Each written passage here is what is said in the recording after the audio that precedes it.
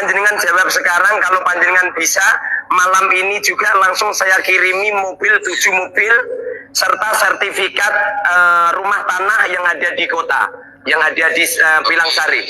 Langsung jawab sekarang Kiai ya. Muharrar ini siapa? Pondoknya di mana? Demak. Tepatnya di mana Demaknya? Bukannya dia yang gedabrus di tempatnya Pleret yang bahwa Kangjeng Nabi Shallallahu Alaihi Wasallam itu ketemu dia secara yaqodoh, secara terbangun, yang katanya selalu berpakaian putih itu. Na'udzubillah. Akhirnya Gus Rumel Abbas ontrok rumahnya Muharrar, dan untuk Muharrar siap-siap kunci mobil Alphardnya disiapkan bro ya. Kan lu sendiri yang sesumbar, antum sendiri yang sesumbar di video-video itu, nantang-nantang. Tapi saya hanya menyalahkan Gus Rumel Abbas sebetulnya. Seharusnya Gus Rumel Abbas ini jangan bilang-bilang ke siapa-siapa, termasuk ke para mukimat-mukimat itu. Nanti kabur lagi, kayak itu yang di Banten itu, yang kabur-kaburan ketika diajak debat, begitu Gus. Tapi ingat ya, saya hanya mengingatkan kepada Gus Rumel, ketika disuguhi kopi, ora usah diminum Gus. Sangat berbahaya, takut seperti Gus Auzi almarhum. Ki Imad itu kan dalam 3 tahun terakhir, 3 atau 4 tahun terakhir itu kan mengajukan klaim yang cukup tegas ya kawan-kawan. Nasab Bani Alawi itu batal. Jadi kata batal di sini bukan sekadar meragukan, melainkan pokoknya batal. Sebuah negasi total terhadap klaim genealogis yang telah mengakar selama berabad-abad dari kabilah Hadrami yang dikenal sebagai Dzurriyyah Rasul. Menariknya, argumen lanjutannya justru bersifat sosiologis, bahwa kesuksesan menyelenggarakan acara besar, entah itu di Haul Solo, Masjid Istiqlal, atau tampil di platform media populer seperti di Close the Door-nya Deddy Corbuzier, ya yang saya maksud adalah Habib Umar bin Hafid, bagi Kiai Imad tidak membantu validitas nasab mereka. Bagi yang baru mampir di channel ini, selamat datang di Pamenyantor. Perkenalkan, saya Rumel Abbas. Saya seorang Nahdien, historian, dan Gusdurian. Kali ini saya mau mengulas 2 lapis klaim Ki Imad yang cukup fundamental. Klaim ini dia pakai untuk membatalkan nasab kabilah Hadrami yang bernama Bani Alawi. Nah, klaim pertama ialah klaim yang substantif tentang validitas genealogi Bani Alawi. Kemudian, klaim kedua ialah klaim yang bersifat metodologis. Klaim kedua ini sebenarnya masih masuk akal secara logis, namun jika dibaca dengan sedikit lebih dalam, maka akan nampak cukup problematis. Mari kita mulai dari klaim substantifnya terlebih dahulu. Jadi, seperti yang saya ulas tadi, penggunaan kata batal bagi Ki Imad itu mengandaikan bahwa dia telah menyelesaikan proses verifikasi yang tuntas dan komprehensif. Yang dari verifikasi tersebut, ia seolah-olah nampak berhasil mencapai kesimpulan negatif pada level definitif atau level yang sudah pasti. Padahal, siapapun yang pernah bergelut dengan kajian genealogi historis, pasti akan memahami bahwa kita berhadapan dengan fenomena yang penuh ketidakpastian struktural. Genealogi yang membentang berabad-abad ke belakang, sebenarnya kan bukanlah medan kajian yang memungkinkan kepastian absolut seperti yang diklaim oleh Ki Imad. Sepanjang pengamatan saya selama 3 atau 4 tahun terakhir ini, sepanjang saya mengikuti diskursus ini juga, pertanyaan mendasar yang belum pernah dijawab oleh Ki Imad adalah, di manakah bukti primer yang memadai untuk mendukung klaim pembatalan yang baginya sangat definitif seperti klaim Ki Imad. Dalam tradisi genealogi Arab klasik, khususnya yang berkaitan dengan Ahlul Bait, validasi nasab itu kan bergantung pada 4 kombinasi teknis. Ini sudah dibahas banyak sekali oleh para YouTuber, apalagi yang fokus pada kajian nasab. Pertama adalah bukti positif yang ditopang tradisi lisan dan pendengaran, yang dalam khasana literatur Islam disebut dengan istifadhah. Kedua adalah rekam jejak komunal atau yang biasa disebut dengan syuhroh, yaitu reputasi yang tersebar luas dan diterima oleh warga setempat. Ketiga adalah persaksian dan ikror yang semasa dengan tokoh yang dimaksud. Kita mengenalnya dengan syawahid al-mu'asyirah. Kemudian yang terakhir atau keempat adalah catatan resmi dari nukoba atau ahli nasab yang diakui otoritasnya, yang dalam tradisi Islam disebut sebagai khotun nasabah. Nah,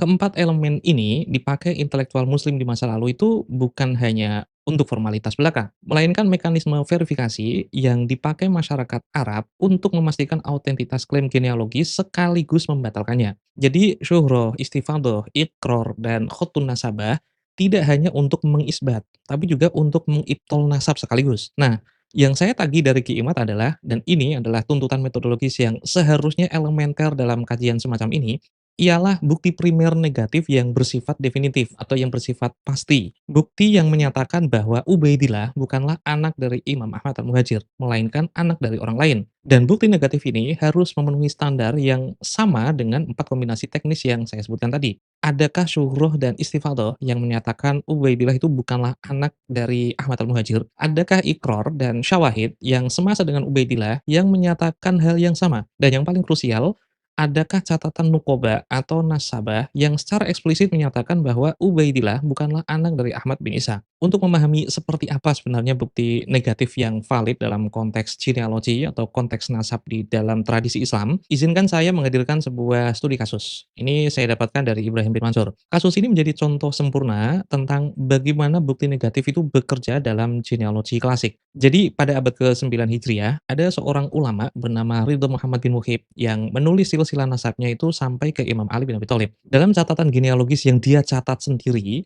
Ridho Muhammad mengklaim nasabnya itu sampai kepada seseorang yang bernama Abdul Wahid bin Husain bin Ali bin Abi Thalib. Disinilah problemnya muncul. Menurut penuturan Al-Umari, seorang ahli nasab terkemuka abad ke-5 Hijriah yang menulis catatan nasab berjudul Al-Majdi, Imam Husain itu memiliki 6 anak, 2 perempuan dan 4 laki-laki. Karena sistem nasab di dalam tradisi Islam itu kan bersifat patrilineal, maka fokus kita adalah keempat anak laki-laki Imam Husain. Mereka semua adalah Ja'far, Abdullah, Ali Al-Akbar, dan Ali Al-Asghar. Sejarah mencatat bahwa Imam Ja'far itu wafat sebelum ayahnya dan tidak meninggalkan keturunan. Sementara itu, Imam Abdullah dan Imam Ali Al-Akbar gugur bersama Imam Husain dalam tragedi Karbala. Satu-satunya yang selamat dan melanjutkan garis keturunan Imam Husain adalah Imam Ali Al-Asghar, atau yang dalam tradisi Islam itu dikenal sebagai Imam Zainul Abidin. Nah, sekarang perhatikan baik-baik.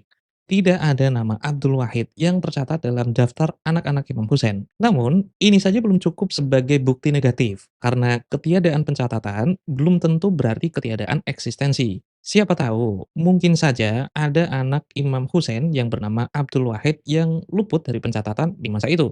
Disinilah elemen kedua menjadi krusial dan mengubah segalanya itu menjadi bukti negatif yang definitif atau yang pasti. Al-Majdi, kitab yang saya sebut tadi, menyatakan dengan tegas bahwa seluruh keturunan Imam Husain tanpa kecuali semuanya hanya berasal dari satu orang, yaitu Imam Ali Al-Asghar atau Abu Muhammad Zainul Abidin. Bukan hanya Al-Majdi, Abu Nasr Al-Bukhari juga menyatakan hal yang sama. Beliau menegaskan bahwa anak Imam Husain ada 6, 4 diantaranya laki-laki. Namun, keturunan Imam Husain di seluruh penjuru dunia di masa beliau atau abad ke-45 Hijriah, hanya berasal dari Imam Ali Zainal Abidin seorang.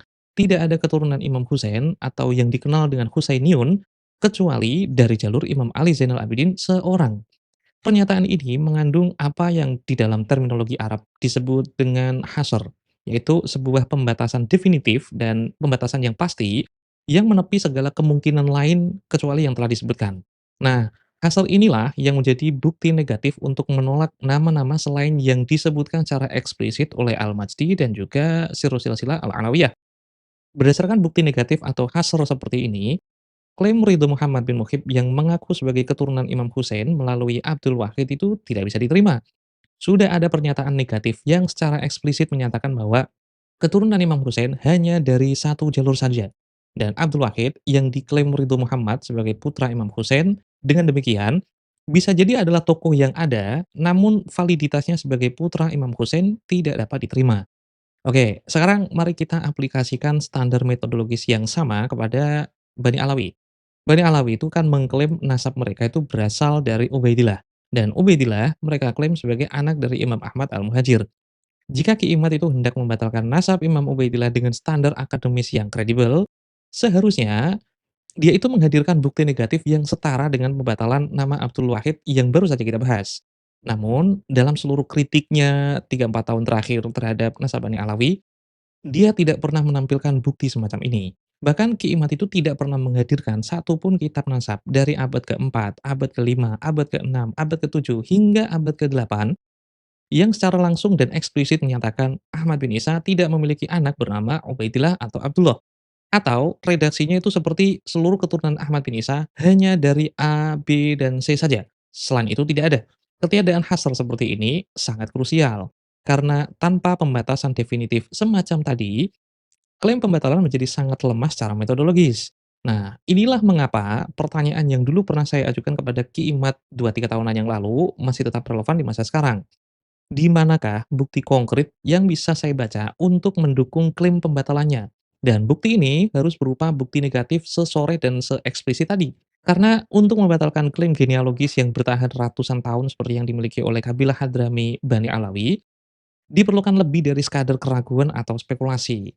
Diperlukan kontrabukti positif yang mampu menunjukkan dengan jelas titik putus antara Ubaidillah dan Ahmad bin Isa yang diklaim memiliki hubungan biologis bapak dan anak. Saya bahkan berani bertaruh, dan ini bukan taruhan sembarangan, melainkan berdasarkan penelusuran mendalam, bahwa Ki Imad itu tidak akan mampu menghadirkan bukti negatif seperti yang saya tuntut. Bahkan saya berani bertaruh lebih jauh bahwa argumennya lebih bersifat argumen dari ketiadaan, bahwa kitab nasab abad ke-5, abad ke-6, abad ke-7, hingga ke-8 itu tidak ada yang mencatat nama Ubaidillah atau Abdullah sebagai anak dari Ahmad bin Isa. Barulah pada abad ke-9 Hijriah oleh Sayyid Ali bin Abi Bakar As-Sakran dalam Al-Barqatul Musyikoh, nama itu muncul sebagai anak Ahmad bin Isa. Nah, oleh karena itu, nama Ubaidillah bagi Ki Imad adalah nama yang dibuat-buat di masa belakangan. Ini membawa kita pada konsep yang dalam logika disebut dengan argumentum ex silentio, yaitu argumen dari keheningan atau argumen dari ketiadaan. Premis argumen ini cukup sederhana, kawan-kawan. Sesuatu yang tidak pernah disebut bisa jadi memang tidak pernah ada. Namun perlu dipahami dengan cermat bahwa argumen ketiadaan seperti ini tidak selalu merupakan fallacy atau cacat pikir. Ada kondisi-kondisi tertentu di mana ketiadaan pencatatan memang menjadi indikator kuat, bahkan bisa menjadi bukti tentang ketiadaan peristiwa atau keberadaan seorang tokoh. Hanya saja, ketika Ubaidillah itu tidak tercatat dalam literatur yang semasa dengannya, apakah ada indikasi bahwa tokoh ini tidak mungkin ada? Demikian juga, dan ini adalah nuansa krusial yang tampaknya luput dari analisis Ki Imad, pertanyaan kunci untuk kasus Imam Baidillah bukanlah apakah argumentum excellentio selalu benar, karena jawabannya pasti tidak. Pertanyaan yang seharusnya diajukan adalah, dalam kondisi apa argumentum excellentio itu menjadi valid, dan apakah kondisi-kondisi tersebut terpenuhi dalam kasus Ubaidillah bin Ahmad bin Isa? Karena tidak ada dokumentasi yang sempurna menurut standar historiografi modern, apalagi untuk tokoh-tokoh seperti Imam Ubaidillah yang hidup di abad keempat Hijriah, lebih 1 milenium jaraknya dari kita di masa sekarang. Jika ketiadaan pencatatan adalah satu-satunya argumen dalam pembatalan nasab, maka saya jamin hampir tidak ada genealogi pramodern yang bisa memuaskan standar verifikasi arsip modern. Yang lebih problematis lagi, argumen ketiadaan sumber sezaman yang digadang-gadang oleh Ki Imad sebenarnya sudah runtuh bertahun-tahun lalu. Bahkan sebenarnya sudah runtuh berabad-abad lalu. Keruntuhan ini terjadi ketika seorang tokoh dari kalangan Atibai yang wafat sekitar tahun 637 atau 638 Hijriah menjadi saksi mata dan saksi telinga dari Ali bin Jadid yang menulis silsilahnya sampai Ubaidillah bin Ahmad bin Isa. Perhatikan baik-baik, yang ditulis itu bukan Abdullah, melainkan Ubaidillah bin Ahmad bin Isa, persis seperti yang diklaim oleh Said Ali bin Abi Bakar As-Sakran. Ali bin Jadid ini kan lahir, besar, dan beredar sampai ke Mekah pada tahun 500-an Hijriah.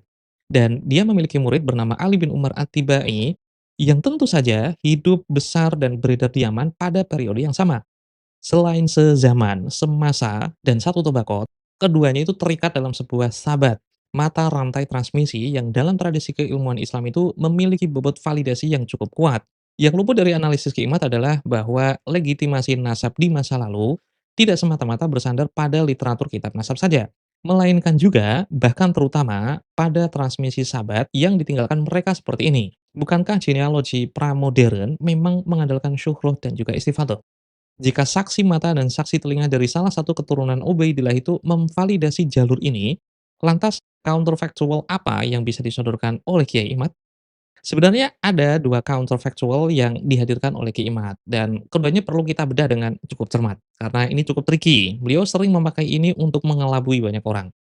Pertama, ia mencoba mendekonstruksi klaim bahwa Ali bin Jadid tidak sahih nasabnya, menuduh manuskrip ini adalah manuskrip palsu, bahkan mengajukan gugatan bahwa Ali bin Jadid yang ditulis dalam sumber-sumber Bani Ahlawi bukanlah Ali bin Jadid yang mereka klaim sebagai sepupu jauh mereka. Kemudian yang kedua, yaitu bukti negatif yang menjadi andalan Ki Imad hanyalah Asy-Syajarah Al-Mubarakah. Kitab nasab ini konon ditulis oleh Imam Fakhruddin Ar-Razi, intelektual Sunni terkemuka yang wafat pada tahun 606 Hijriah. Di dalamnya terdapat redaksi yang menyatakan anak Imam Ahmad bin Isa ada 3, yaitu Muhammad, Ali, dan Husain.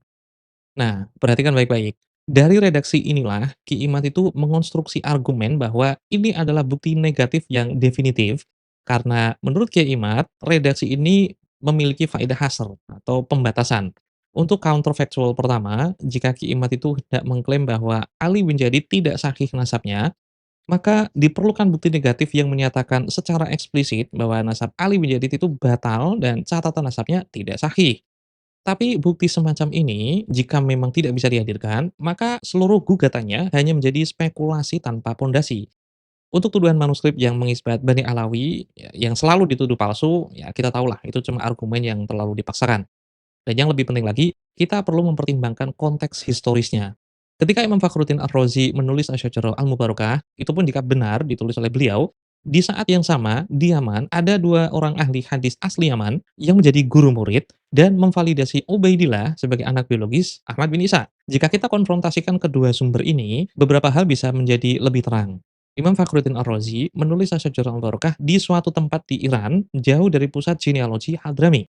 Sementara kesaksian Ali At-Tibai memiliki beberapa keunggulan metodologis yang sulit banget untuk dibantah. Pertama, sebagai saksi mata sekaligus saksi telinga, posisinya jauh lebih kuat. Kedua, sebagai ahli hadis, ia tidak akan pernah menulis sebuah mata rantai kecuali ia maksudkan untuk mengisbat dan mensahihkannya. Ketiga, dibandingkan dengan Asy-Syajarah Al-Barakah yang ditulis dari kejauhan, kesaksian Ali At-Tibai yang berada di epicentrum genealogi Yaman itu tentu lebih akurat karena lebih dekat. Keempat, kesaksian Ali At-Tibai merupakan ikror dan syawahid bagi Ali bin Jadid karena inilah metode yang dipakai intelektual di masa itu untuk mensahihkan sebuah nasab.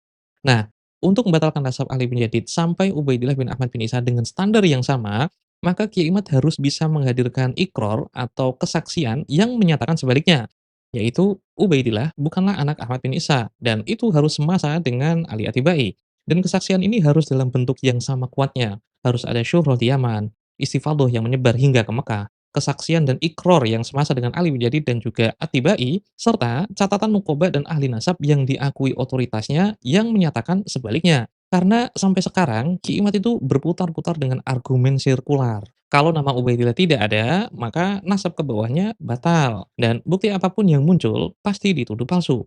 Ini sih bukan metodologi akademis, melainkan ucapan orang konyol yang didandani sebagai atau seolah-olah seperti analisis kritis. Ketika argumen sudah mencapai titik kemandekan seperti ini, di mana segala bukti yang bertentangan dengan kesimpulan yang sudah ditetapkan Ki Imad di awal otomatis ditolak, maka Ki Imad tidak lagi berada dalam ranah kajian akademik, tapi dia berada dalam wilayah ideologi. Dan yang lebih memprihatinkan adalah beberapa tokoh seperti Kiai Marzuki Mustamar itu turut mengamini pandangan ini. Bahkan menganggap Ki Imad itu mujadid. Kan lucu, mujadid macam apa yang membangun istidlal sekonyol ini? Oke, jika masih ada yang mengatakan Asy-Syajarah Al-Barakah itu mengandung hasar atau Asy-Syajarah Al-Barakah bisa dipakai sebagai bukti negatif, jadi bisa untuk menganulir nama Ubaidillah sebagai anak biologis Ahmad bin Isa, ada baiknya membaca e-book saya. Di sana saya mengulas dengan cukup mendalam bahwa manuskrip Asy-Syajarah Al-Barakah itu problematik dan jauh sekali disebut hasar atau bukti negatif dalam membatalkan nasab seseorang.